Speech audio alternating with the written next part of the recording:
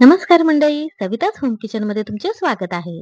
आज आपण बनवणार आहोत एक डाएट स्पेशल डिश, ती म्हणजे व्हेजिटेबल स्टर फ्राय. चला तर यासाठी लागणाऱ्या भाज्या इथे आपण कट करून घेऊयात.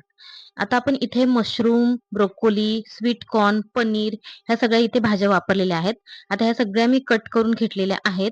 आता आपण एका कढईमध्ये थोडंसं बटर टाकून ह्या सगळ्या भाज्या ज्या आहेत त्या स्टर फ्राय करून घेणार आहोत. सगळ्यात आधी आपण मशरूम टाकणार आहोत कट करून. मशरूम थोडंसं सॉफ्ट झालं, की मग त्याच्यामध्ये लगेच आपण ब्रोकोली टाकणार आहोत. ब्रोकोलीला सुद्धा व्यवस्थित असं फ्राय करून घ्यायचं आहे. त्याच्यानंतर आपण स्वीट कॉर्न टाकून घेऊया. स्वीट कॉर्न आहेत ते व्यवस्थित आता फ्राय करायला घेऊया. ही डिश एक डाएटसाठी खूपच उपयोगी तर आहेच, पण टेस्टला सुद्धा खूप छान लागते. डाएट म्हणजे डाएटमध्ये जर अशी ही डिश आपल्याला मिळाली, तर डाएट बोरिंग वाटणार नाही आणि आपल्याला ते खातानाही खूप मजा येते. आता डायटिंगमध्ये आपल्याला बऱ्याच वेळेला अगदीच टेस्टलेस भाज्या किंवा टेस्टलेस डिश आपल्याला बघायला मिळते. पण जर अशा प्रकारे तुम्ही जर डाएट डिश बनवलीत, तर तुम्हाला ते अजिबात बोरिंग वाटणार नाही, कंटाळवाणं वाटणार नाही आणि अगदी चविष्ट लागेल.